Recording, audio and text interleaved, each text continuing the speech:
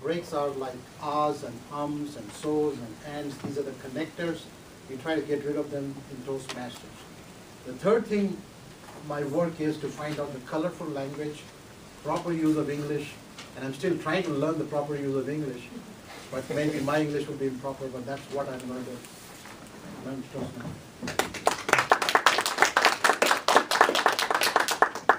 Our next role is the role of the timer, and I'm going to call up Sarah to explain that to us.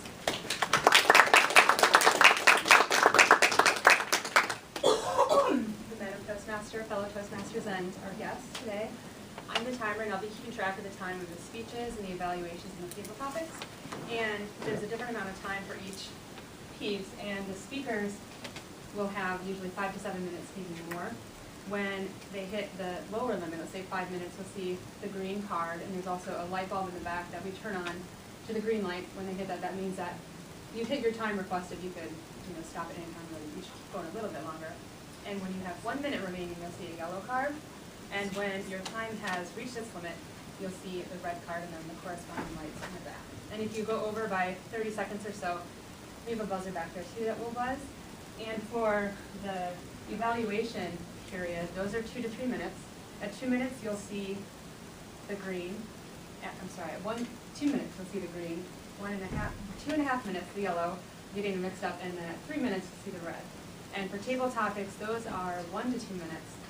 And for that, you'll see the green when you hit 1 minute, you've made it, so you can finish up if you want, and the yellow will be at 1.5 minutes, and the red at 2 minutes.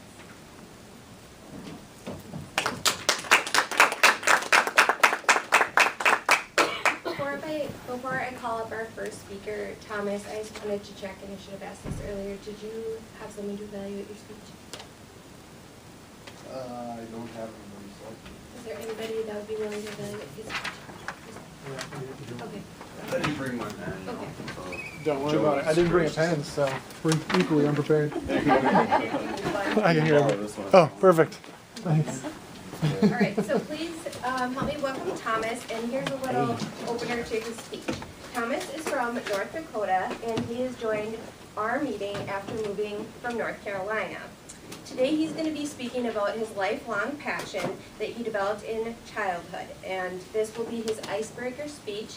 It is titled For the Love of the Game, and he's asking for 6 to 8 minutes. Please help me welcome Thomas.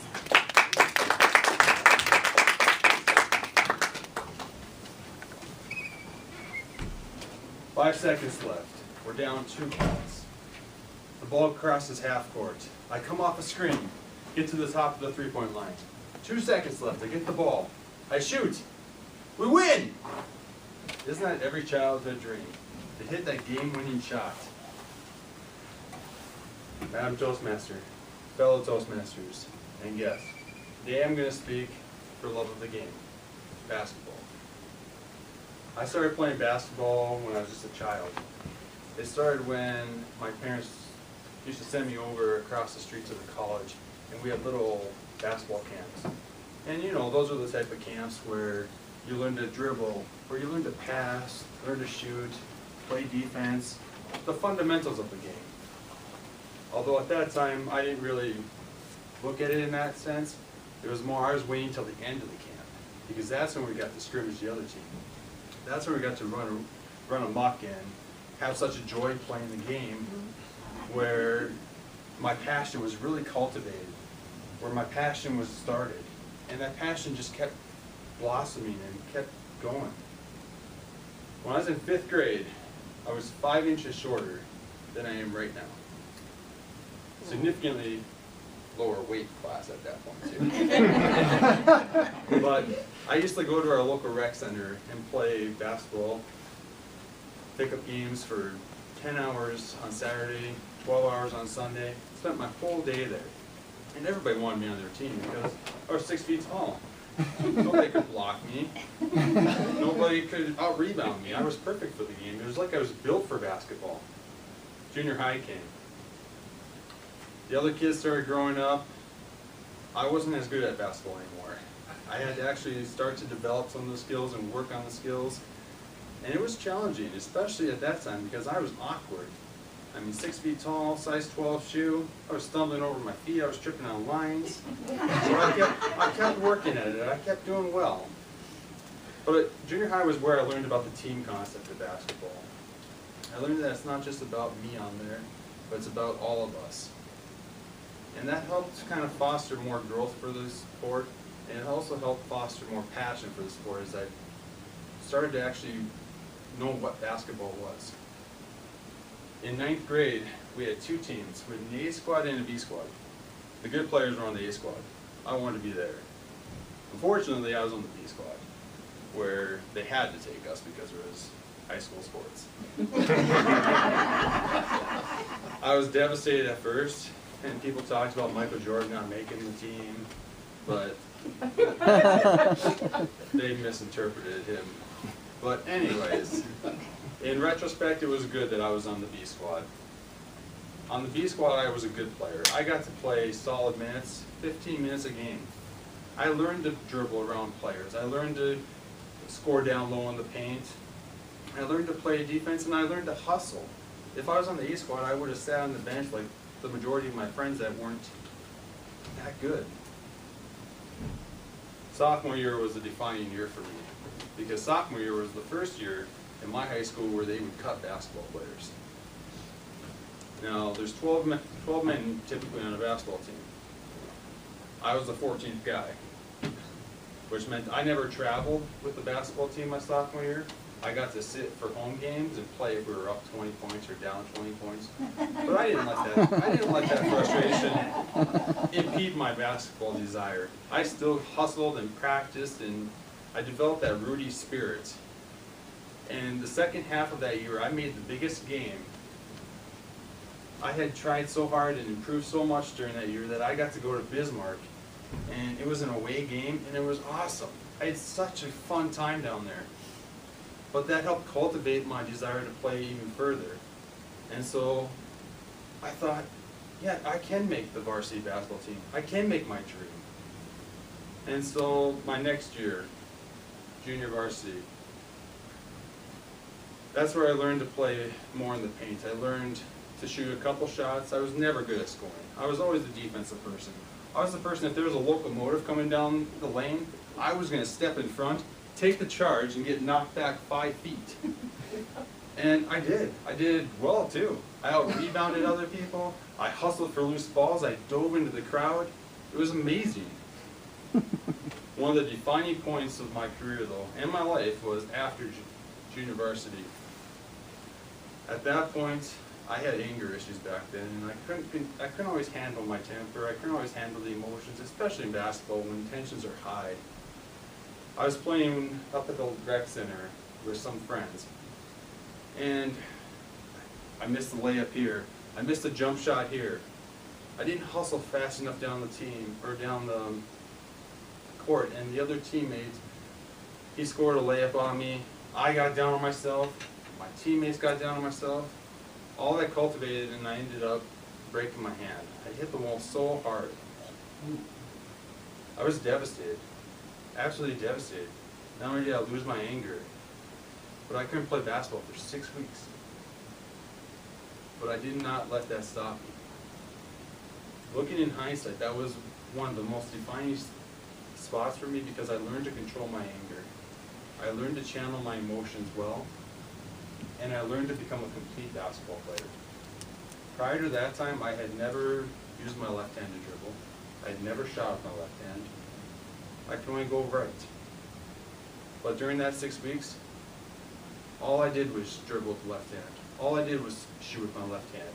And all I did was pass with my left hand. And by the time that my right hand healed, I could now go to the right for a jump shot, or I could go to the left for a jump shot. I could dribble with my left hand. I could do it all. I could play defense. I still got in there and took charges. And because of that, I made the varsity basketball team. I made my dream. The defining game for me in my varsity basketball career was, we were at the state tournament, and we were playing one of the biggest teams that I'd ever played. It was one of the Fargo teams. And I don't remember the score of the game, but I remember the emotions were high. I remember that we were neck and neck the whole way. But the Fargo team, they threw the ball. One of the guys ricocheted, it was heading out of bounds. I go diving into the crowd, not even paying attention to where or what's going on around me, just trying to get the ball and bring it back onto the court. Narrowly miss an elderly lady, but I knock out the scoreboard for 5 minutes.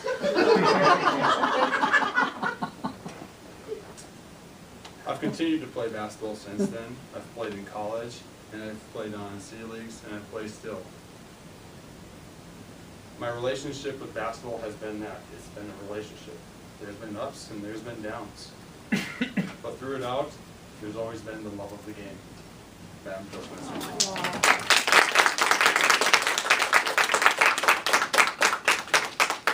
1 minute for evaluation, please. Give me 2 minutes. Okay.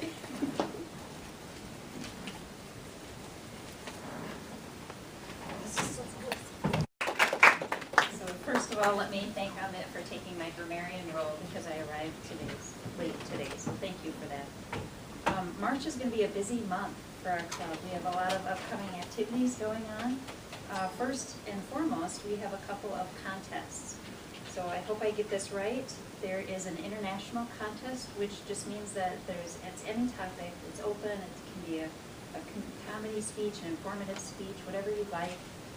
That will progress through all of the different levels of competition. So our club here first, and then it's area, I believe, and then division, and so on, up to an international contest for Toastmasters. The other is an evaluators contest. So the international takes place on March 11th. The evaluators, which is a contest about giving an evaluation to a speech. So we have one speaker, and then all of the contestants provide an evaluation. They would leave the room and then come back in and just do their evaluation, and that's the competition, is the evaluation segment. That's on the 18th. So international on the 11th, evaluators on the 18th. The area, so the winners from our club will go to the area. The area contest, I believe, is on the April 11th, so about a month later than with advance to the area. Open house, March 25th. So if you're a guest today and you have not yet committed to joining by then, March 25th, for those of us who are members, bring your friends, anyone you know of who might be interested in Toastmasters. We'll have some goodies to snack on and also some entertaining speeches. Are you ready? I am. Okay. Thank you.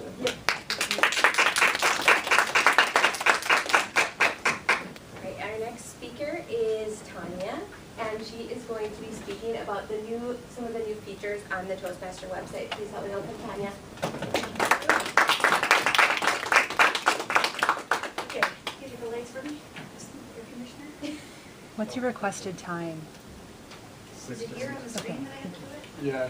Oh, man, I'm gonna get a ding on my review. Oh, shush. Where is that? Oh, I need to touch this. So, where are you? Oh, no. Where are the word lights? Oh, there it is. AV conference? There you go. Thank you. Yes. Whoa. It's okay if it's this low, because you don't need to see me. I'm giving you a demonstration of the new Toastmasters website. Toastmaster, fellow Toastmasters, and most welcome guests. I found that before, when I first started Toastmasters, I didn't know how to look anything up, and when I did, I spent a long time looking for it, and I wanted to become a better speaker. And I just received an email this week, and I want you to know Toastmasters has a new website, and it's cool. And it is. And they have a scavenger hunt on it. And if you participate in the scavenger hunt, there's 10 questions. And actually, it's a real scavenger hunt. It's not like the annual emergency preparedness training where you just figure it out and go click, click, I got the answers and boom. No, you actually have to dive a little deeper and a little deeper. And I'm not going to give you all the answers to the test. No, because if you actually do this little scavenger hunt, you get registered to win an iPad or iPod, or anyway, I'll show you. So all it is toastmasters.org. Isn't that awesome? Everybody can remember that. And I'm not gonna log in, should I log in? Well, not everybody's a member, so I'm not gonna log in case you're not a member. You can still look at all this stuff. Oh, there it is, scavenger hunt, because I've been there.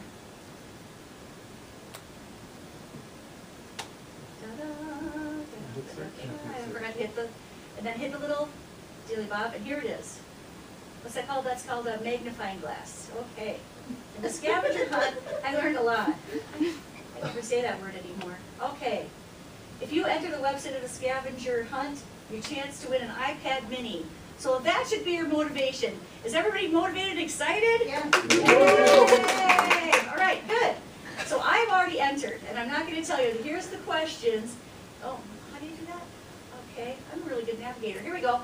So here's the questions. There are 10 questions that you have to put in your name and email, and then you're entered in to win. I think only 3 people can win. You must be 18 years of age or older. Oh, you're too young. Oh. My name is Tanya. You have to do this by let's see, a random drawing on February 25th. So you have to, isn't that exciting? Oh, anyway, I'm excited about it because I just love winning stuff. Okay, so, but the reason, so let's say for me, I wanted to learn about, I say too much. I say and other words in between, instead of like, we have a member, his name is Joe Sharp or Amy Roberts. They've got examples off the top of my head.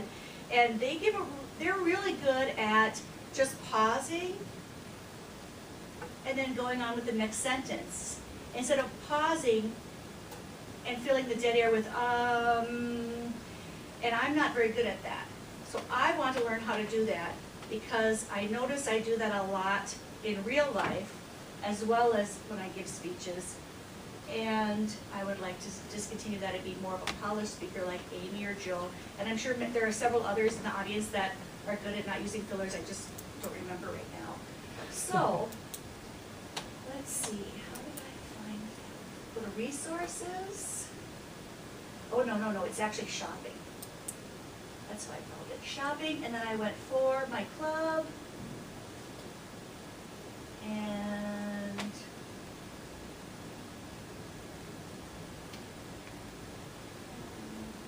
marketing education. Fabulous. Nice. And if I go down here, oh, that's the other manuals. Let's see. Oh, maybe it was in marketing. Let's go back to marketing. So you just got to pull around a little bit. Marketing. Brochures. That's what it is. I didn't realize they had a brochure that would teach me how to not do ums.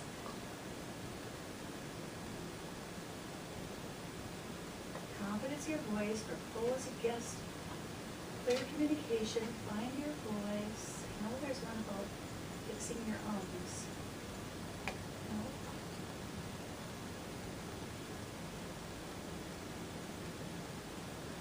Maybe you should put in the search engine.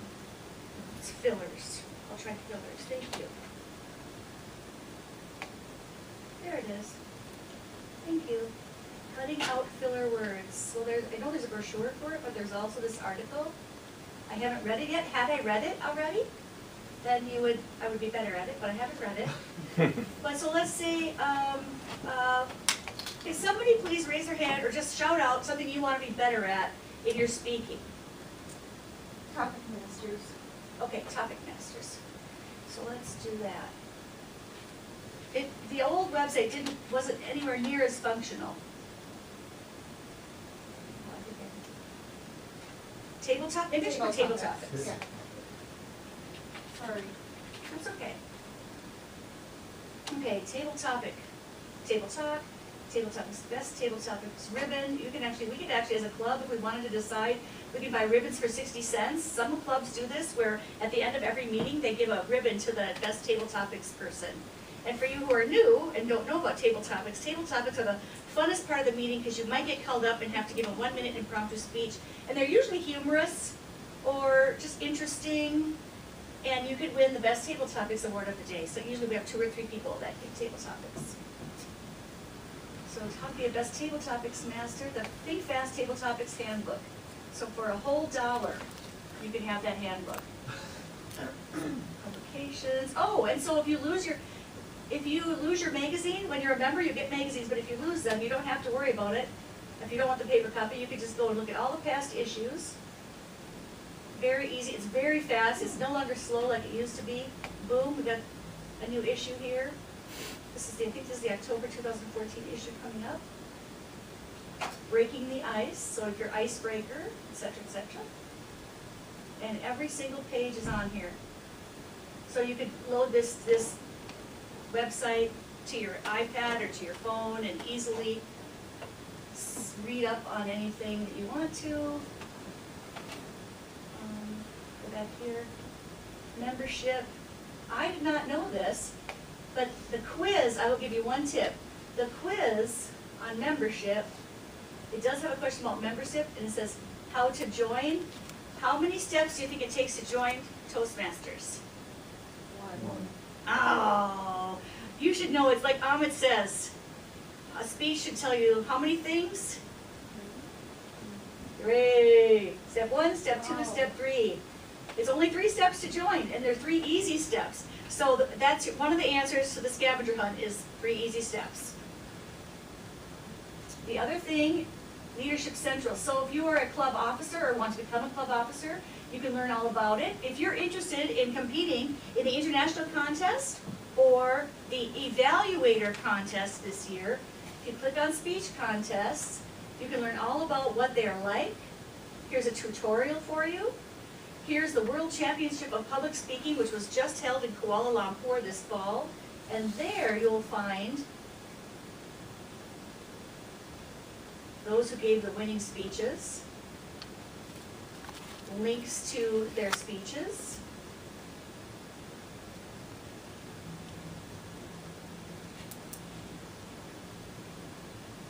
All of the winners over the past years, which one day you could find your name on this list. The reason I wanted to share this with you is because there's a lot of tools in the Toastmasters website that we find ourselves asking when we leave as leaders of our group. Bye. Time's up. The questions that you might have are how to be a better speaker, or how do I get rid of my ums, or how do I enter a contest, or why would I want to be in this? Every question you want is answered in here, and it's really easy to search for it and find it, and it's just toastmasters.org. Thank you very much.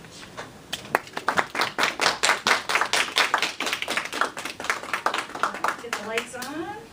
Okay, 1 minute for evaluation once we get the lights back up.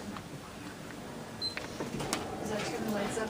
Speech number 4, and the name of the speech is Watch That Tone. Please help me welcome Elizabeth.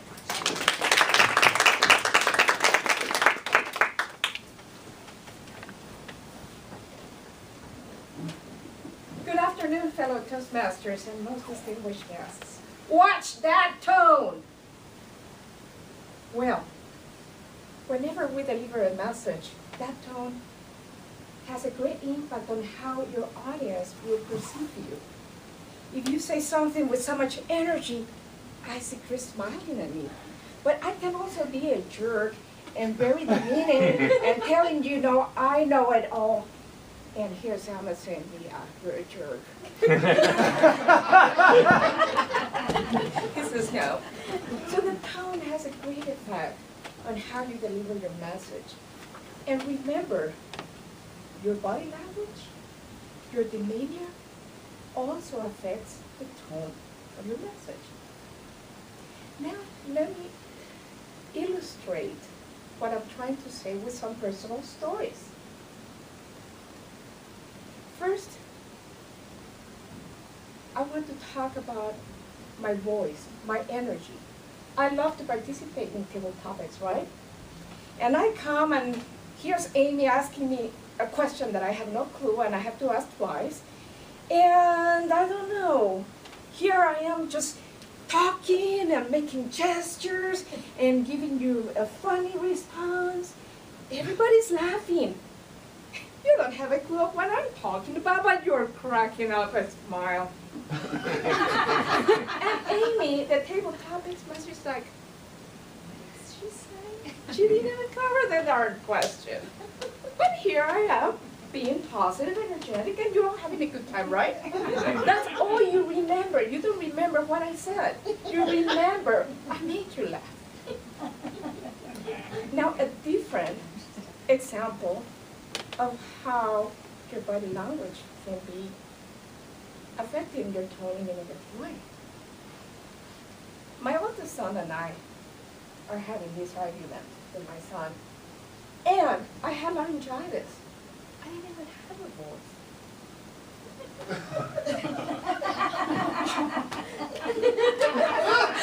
And guess what? My son just reacted and said, "Mom, stop yelling at me." See, he couldn't even hear a word, but my body language gave it all. I was mad at him. The last example that I want to share with you is even unintentional movements. Your unintentional demeanor can negatively affect you. Here I am delivering a speech at the club, and it was something that I knew forwards and backwards.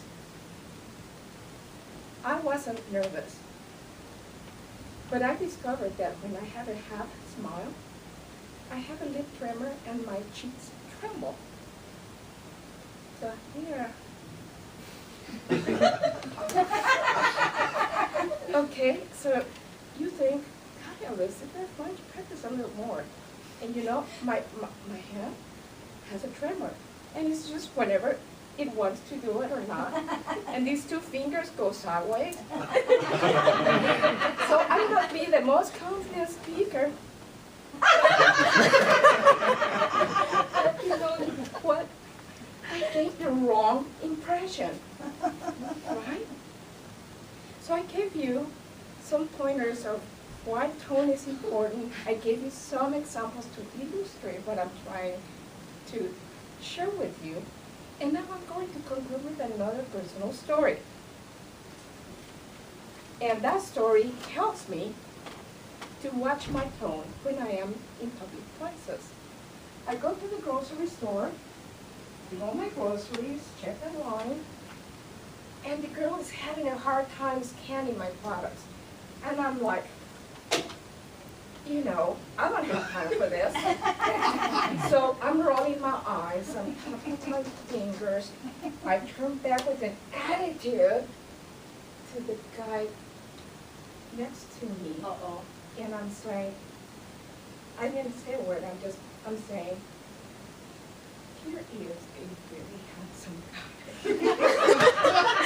I felt like a total jerk. I bet he thought I was a jerk. And he just smiled at me and he said, yeah, she must be new. I've been in her shoes so many times.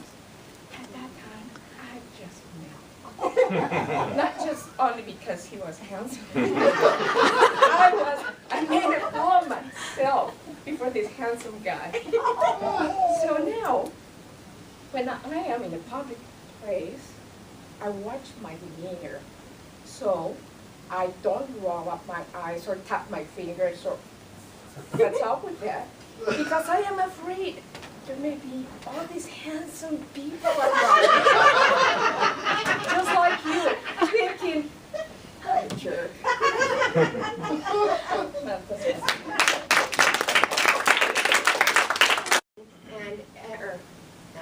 Table topics portion of our meeting. And as you heard Tanya explain in her speech, it's where we practice our extemporaneous speaking. And the speeches for the table topics usually last between 1 to 2 minutes. But before I call up our table topics master, I noticed that we have a couple guests with us today. So I'd like to just go around to each of you quickly and just have you introduce yourself, just your name and how you heard of our club before we get going to that. My name is Derek Packman, and I've just heard about Toastmasters over the years, and I've always wanted to improve my speaking skills, and so I searched up Toastmasters, and lo and behold, my coworker Amy is president, so I'm like, what a great club to come to, and a good time to start. So. Good. Yeah.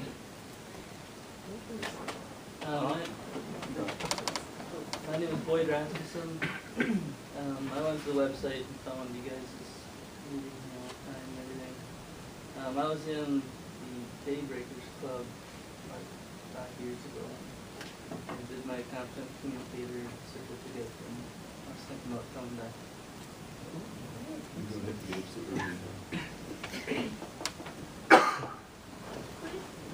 Sivamupur, I was here last week. I enjoyed it so much I decided I would come back today to have more of it. We're glad you did. My name is Stacy, and I took a speech class at our CTC. I actually tried to get out of it because I didn't think I needed it, but it turned out to be one of the best classes that I took for my degree, and that's been about a year ago, and I thought I would really like to improve my communication skills. Thank you. Thank you, everyone. And we do have a couple minutes, so I'm going to have our table topics master, Bev, come up, and we'll hopefully get 1 to 2 topics in today. Please help me welcome Bev.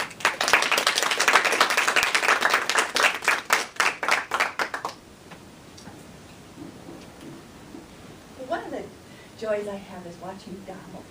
Many of you guys watch Donald on Monday night.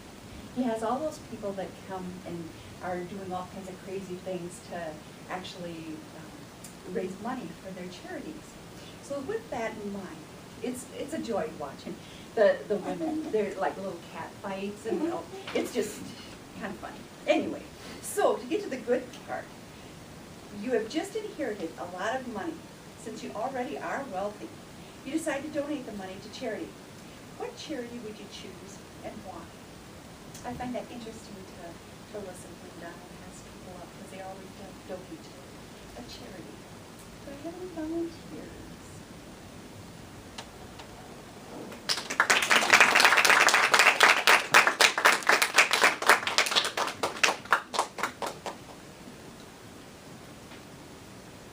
I think I'll just start with who I would give the money to. There is an organization in California. Its name is Swamahiman, and this organization, it goes back to the roots. They teach how to meditate. They teach how to gel with the environment, how to protect our environment, how to be more. That's the basic thing that they teach is, if you got something from this world, you have to put it back in a better way, same or better way. For example, if I took something from you, I have to give it back to you in same or better way. So if we take something from the nature, we should not exploit it. We should try to protect it and maybe give it back to nature in a better way. If we have cut 5 trees, we should plant at least 5 more trees or more. And they also teach how to have peace with ourselves, and that is so much needed in today's society. We are pulled apart in different directions. We have so many bills to pay. We have so many obligations. We have so many things to do. We don't actually think about ourselves. We don't think about inner peace anymore. I feel bad for kids nowadays because they are always plugged in. They don't have any time to go into silent mode and just be silent for a few seconds or few minutes in a day. And that trend is increasing. It's not going down. So that's where I would spend my extra money.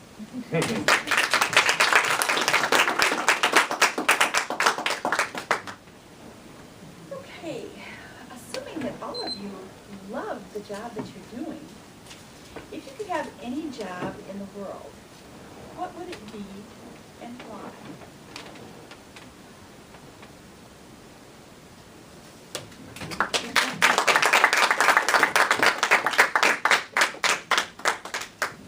Thank you, Bev.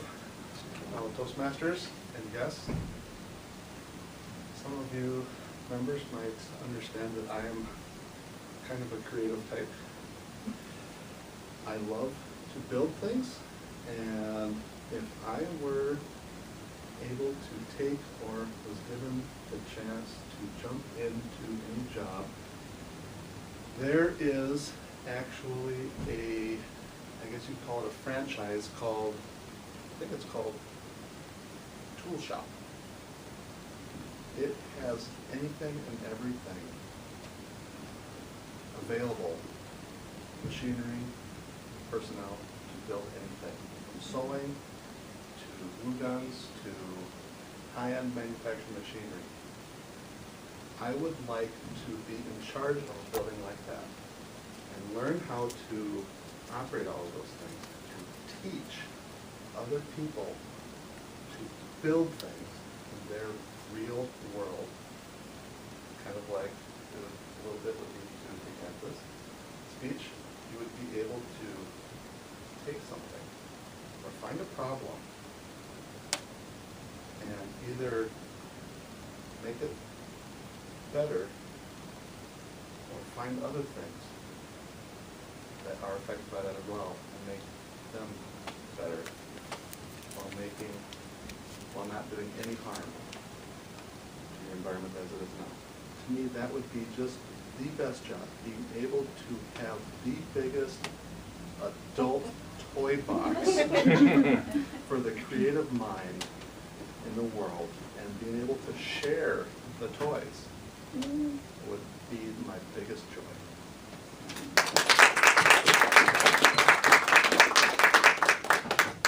Yep.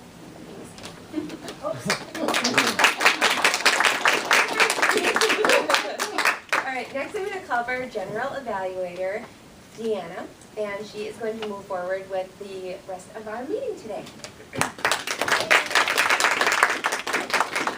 It brings me great joy today to introduce our next segment for our guests here today. This is the portion of our meeting where we switch from speaking to the evaluation portion. Equally important in learning how to present effectively. So today I would like to ask Chris L. to come and evaluate our first speaker, which was Thomas.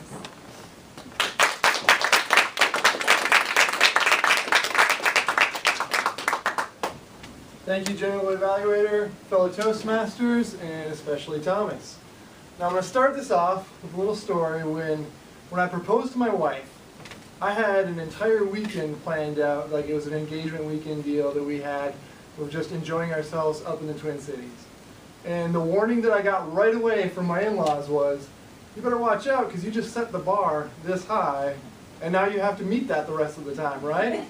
And I think that applies well to your speech, because you set the bar very high on this first one. When you came up, you opened with the excitement, right? You pulled us all in just the right way to do it. I mean, that's the way you do it, right? You pull them in with something, and now you had the excitement of it, and then you introduced yourself, introduced the speech, got into the structure of the speech. And then the second thing I noticed, unlike I have here, you don't have any notes, right? You gave the whole speech, no notes. And then the third thing that I noticed that was also very strong is your movements. And I know for me especially, that's something, I'll do this for no reason. You stood in space, or you stood in your space, owned your space, and then even better than just doing that, you were acting things out, right? You were doing the blocking, you were doing the shooting, all things, when you're trying to give a speech, and now you're getting into the movements of it, everybody knows it's given speeches before, you're going to start losing things, right? But you were able to control that, you were able to stay with the flow of your speech, and I thought, that was pretty darn amazing. So again, starting it off very high. Some things that you can work on with that. The one thing that I noticed in the middle, there's a couple things, that the middle of your speech got into some storytelling, right? Like we were going over and we were talking about this story, and then we kind of pulled it back in, and then we went on and talked to another story. And so the middle of it had a little bit of this going. It wasn't kind of building the whole time. However, then you got to the point where you built up to the crescendo, right? Like the punching into the wall, right? That was, you said that was the defining moment. That's where, everybody in here, you could tell, was just sitting and waiting, kind of in silence, and it didn't really know what was going on, or, they were just waiting to hear what the next thing was. And then the next thing that you did, and that's what I said, the crescendo is beautiful. But then you went back and told a little bit more stories. I would almost say to just leave it there, and then go into your closing of it. But you had a good closing. You had a little bit of a story, some humor in there. I'm just going to check to make sure. The explaining some of the details was the other thing I was going to add in there. There are some details where you talked about, everybody made the B team at least because it was a small town. In some of the bigger cities like Rochester, maybe they don't understand that because that's not the case, so it kind of depends. If you explain the scenario around things a little bit, that helps. But again, then the closing of it, you had everybody enthralled with it, everybody pulled into it, locked it down with a good closing, and I think that's the way to do it. So you've got the bar set high now, you've done a great job, and so now continue on, and we look forward to hearing your second speech. Good job.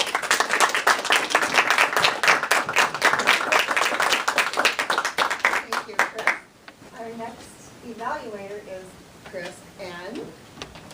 And Chris will be evaluating Tanya.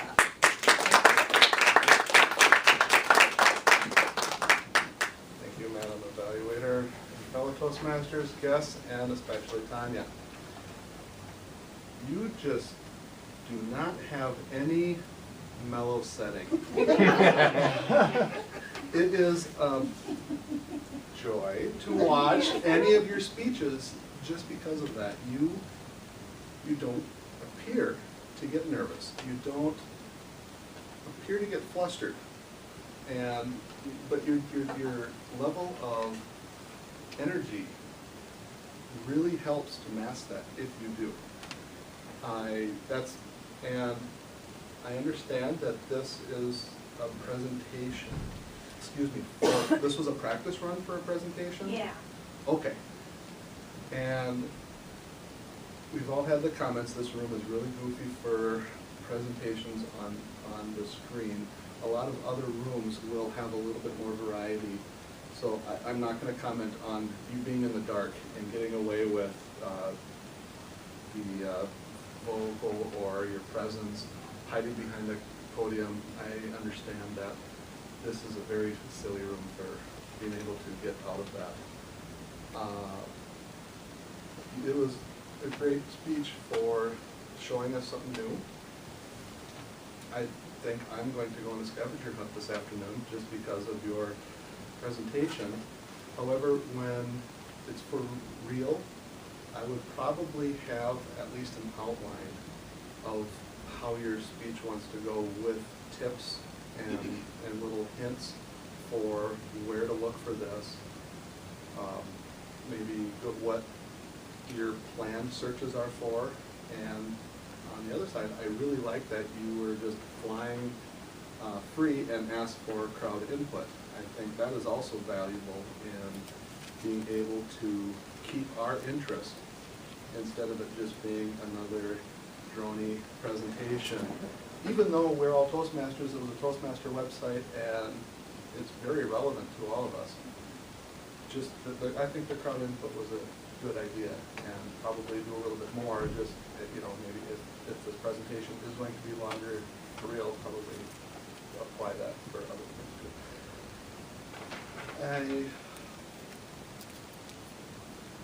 And then, of course, you probably also have the program and your screen loaded before the presentation. Yes, that is something that always happens. I got distracted. But it happens. By myself. But no, it was a really good speech for your enthusiasm. My only, again, to wrap up, would be to have the note cards and with the tips and the little navigation notes.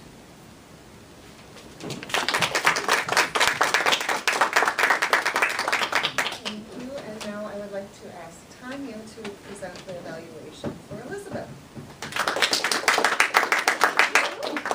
Madam General Evaluator, fellow Toastmasters, guests, and most importantly, Elizabeth.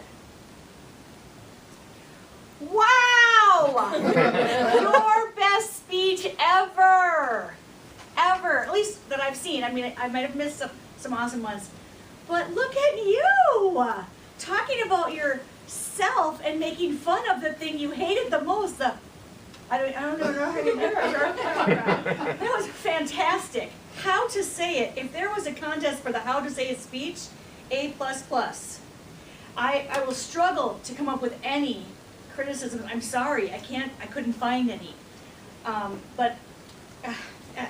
So, you started with watch that tone, okay? You carried that theme throughout.